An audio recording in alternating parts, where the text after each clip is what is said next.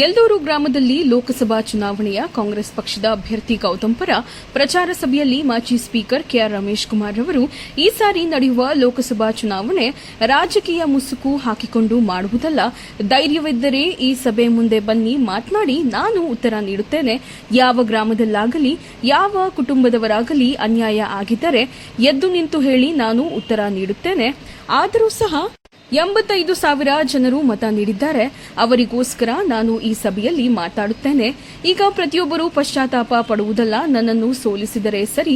ಈಗಲಾದರೂ ಗಮನದಲ್ಲಿಟ್ಟು ಲೋಕಸಭಾ ಚುನಾವಣೆಯ ಅಭ್ಯರ್ಥಿ ಗೌತಮ್ರನ್ನು ಗೆಲ್ಲಿಸಿ. ಓಟಿಗೋಸ್ಕರ ಹಣ ಕೇಳುವವರು ನನಗೆ ಬೇಕಿಲ್ಲ. ಜನರ ಪರ ಕೆಲಸ ಮಾಡುವ ನಾಯಕರು ಬೇಕು ಅಂದರೆ ಮತ ನೀಡಿ. ಎಷ್ಟು ಸಾರಿ ಸಂಘಗಳಿಗೆ ಹಣ ನೀಡಿದ್ದೇನೆ ತಿಳಿದುಕೊಳ್ಳಿ. ನಾವು ತಿನ್ನುವ ಅನ್ನ ನಮಗೆ ಜ್ಞಾಪಕ ಬರಲಿ, ಗ್ರಾಮಕ್ಕೆ ಫಿಲ್ಟರ್ ನೀರು ಜ್ಞಾಪಕ ಬರಲಿ. ಈ ಸಾರಿ ಗೌತಮ್ ಗೆಲ್ಲುವುದು ಖಚಿತ. ಭಯ ಪಡುವುದು ನನ್ನ ಜಾತಕದಲ್ಲೇ ಇಲ್ಲ. ಯಾರು ಮೋಸ ಮಾಡಿದರೂ ಅನುಭವಿಸುವುದು ಸತ್ಯ. ಈ ದೇಶಕ್ಕೆ ಯುಗಪುರುಷ ಬೇಕಾ, ಹರಿಚಂದ್ರ ಬೇಕಾ, ರಮೇಶ್ ಕುಮಾರ್ ಬೇಕಾ, ಇಲ್ಲ ಗೌತಮ್ ರವರು ಬೇಕಾ ಎಂಬುದು ನೀವೇ ತಿಳಿದುಕೊಳ್ಳಿ. ಮುಂದಿನ ದಿನಗಳಲ್ಲಿ ನನ್ನ ಸ್ವರೂಪ ಬೇರೆ ರೀತಿ ಇರುತ್ತದೆ ನೋಡಿ. ಅದನ್ನು ಗಮನದಲ್ಲಿಟ್ಟುಕೊಂಡು ನಿರ್ಧಾರ ತೆಗೆದುಕೊಳ್ಳುವುದು ನಿಮ್ಮೆಲ್ಲರ ಕರ್ತವ್ಯ ಎಂಬುದಾಗಿ ಹೀಗೆ ಹಲವಾರು ಸಲಹೆಗಳು ತಿಳಿಸಿದ್ರು. ಈ ಸಂದರ್ಭದಲ್ಲಿ ಮಾಜಿ ತಾಲೂಕು ಪಂಚಾಯಿತಿ ಅಧ್ಯಕ್ಷರು ಎಸ್ವಿ ಸುಧಾಕರ್ ಅವರು ಮಾತನಾಡಿ, ಎಲ್ಲ ಸಂಘಗಳ ಅಭಿವೃದ್ಧಿ ಸರ್ಕಾರ ನೀಡಿದ್ರು. ಮಹಾನಾಯಕ ಕೆಸಿ ವ್ಯಾಲಿ ನೀರಿನ ಕೆರೆಗಳ ತುಂಬುವ ನೀಡಿದ ಸಹಕಾರ ಬೇಕಾ? ಕಾಂಗ್ರೆಸ್ ಪಕ್ಷದವರ ಎತ್ತಿನಹೊಳೆ ನೀರಿನ ವಿಚಾರ ಕುಡಿಯುವ ನೀರಿನ ಉಪಯೋಗಿಸಲು ಯಾವ ರೀತಿ ಎಂಬುದನ್ನು ತೋರಿಸಿದೆ. ಉತ್ತಮವಾದ ಕೆಲಸಗಳು ಮಾಡಿದವರು ನಾವು ನೆನಪಿಸಿಕೊಳ್ಳಬೇಕು. ನಮ್ಮ ನಾಯಕರು ಸೋತಿರುವುದು ನಾವುಗಳು ಗಮನದಲ್ಲಿಟ್ಟು ಗೌತಮ್ ಅವರ ಹೆಚ್ಚಿನ ಮತಗಳು ಜಯಬೇರಿ ಗಳಿಸಬೇಕು. ನಮಗೆ ಸಾರ್ಥಕ ಸಿಗುತ್ತದೆ.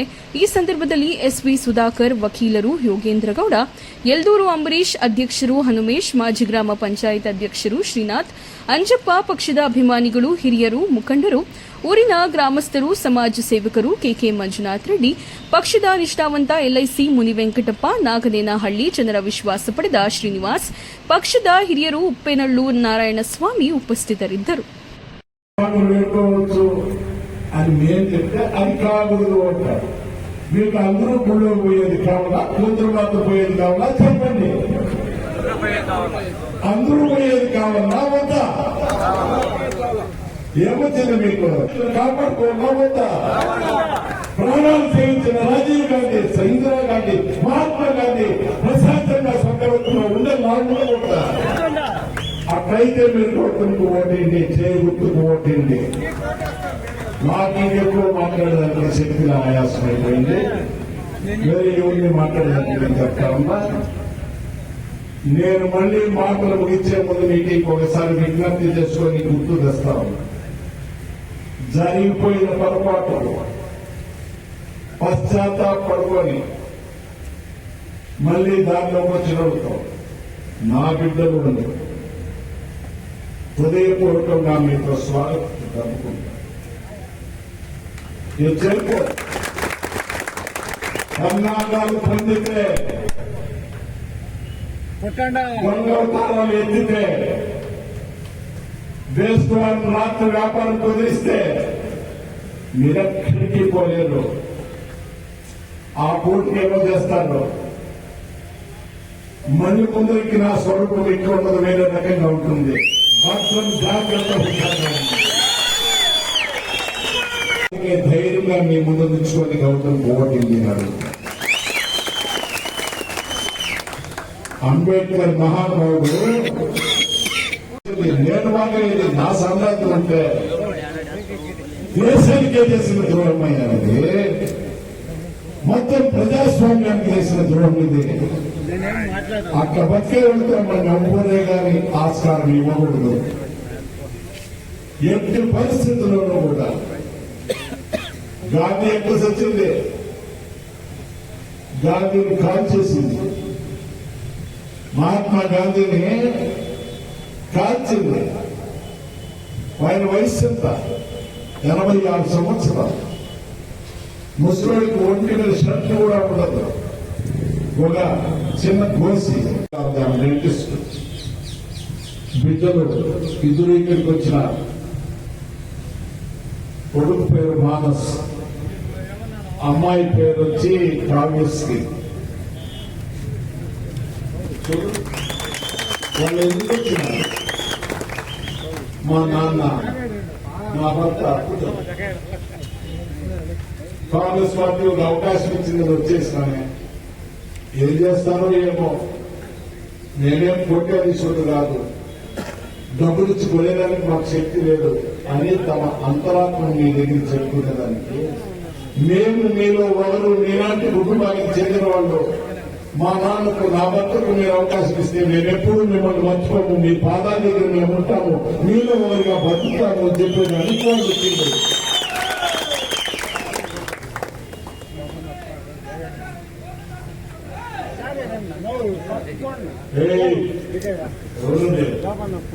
ఉద్ధారణ చేసేదానికి జేసీబీలో పెయింట్ సాగించేవాడు ఈ దేశానికి, ప్రభుత్వానికి ప్రైమ్ మినిస్టర్.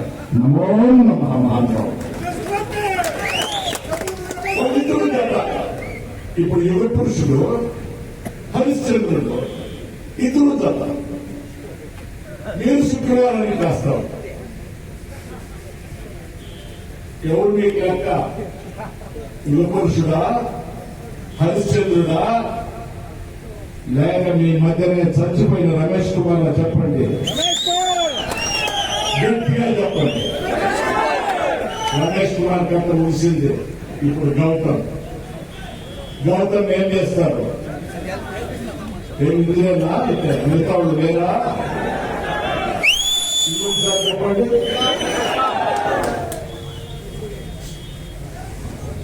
గౌతము నీలాంటి నాలాంటి మామూలు కుటుంబంలో పుట్టినవాడు. ఓడి చందయ్యా రమేష్ కుమార్ పడిపోలేదా? పడిపోతుంది. నేను పడిపోతే మీరు నిలుచుకుని లేదయ్యా, నేను పడిపోయిందయ్యా, మళ్ళా లేచి నిలుచుకోండి. మీరెక్కడ?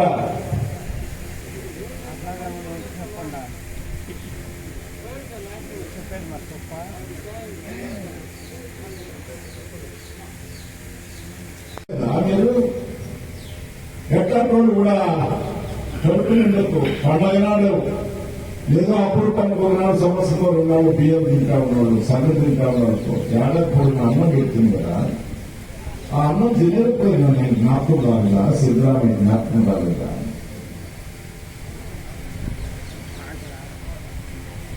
మీకు వివరించిన మహాకవి ఇందిరాగాంధీ జ్ఞాపకం రాలేదా?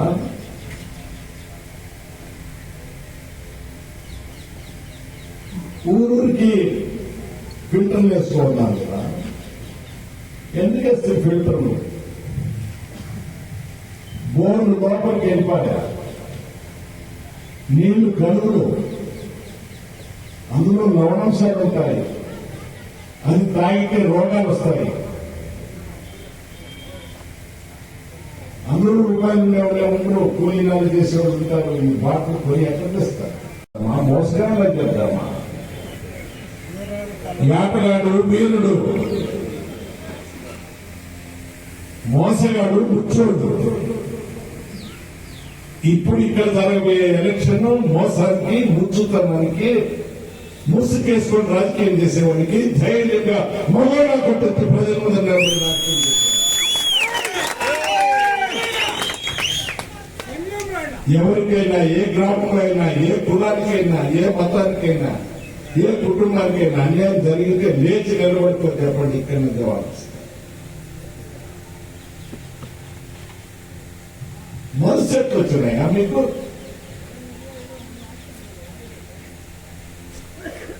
గడ్డి తింటామా, అన్నం తింటామా? ఏమి ఇట్లా మాట్లాడతాం? అట్లనే మాట్లాడేది. ఇంత తప్పులు చేసిన, ఇంత ఎగబిరికి బయటికి చేసిన, దేవుడి కంటే ఎక్కువగా నన్ను నమ్ముకొని 85,000 మంది ఓట్లు ఇచ్చినారో వాళ్ళ కోసం అన్ని 100 రూపాయలు తెస్తున్నా, రూపాయలు ముందు తెస్తున్నా. అయితే రూపాయికి అన్ని అమ్మేదే కదా. భూమి అమ్ముతాము, బిల్డింగ్ అమ్ముతాము, తరకారీ అమ్ముతాము, కన్ను తల్లిని కూడా అమ్మేయండి. అమ్మండి. ప్రజల సముఖంలో కన్యాదాతలు దానం చేసి ఇచ్చిన బాధ్యత కూడా అమ్మండి. ఇదే నా రాజకీయము, ఇదే తావులు. ఎన్నిసార్లు స్త్రీ శక్తి సంఘాలకు స్వసహాయ గుంపులకు ఎన్ని లక్షల రూపాయలు, కోట్ల రూపాయలు గడిచే గుండెకాయ లేదు, ధైర్యం లేదు, మీ జీవితంలో వచ్చేది. మీరంతా ముసుగులు పోయా, చీకటి పడిపోవాలి, అప్పుడు బయట వస్తారు. ఎందుకు? మనిషి గుర్తు చెప్పకూడదు, చెప్పేలోకి వినిపించకూడదు, అర్థము కాకూడదు. అంటే మహానుభావుడు అంబేద్కర్ మనకు సంవిధానం రాసింది. మన పెద్ద మనుషులు తాతల ముతాతలంతా ప్రాణాలు త్యాగం చేసి స్వాతంత్ర్యాన్ని ఇచ్చి ప్రజాస్వామ్యాన్ని ఇచ్చింది. రాత్రిపూట దొంగచాటులకు కారణాలు చేసి ఓటు వేయించుకున్నాక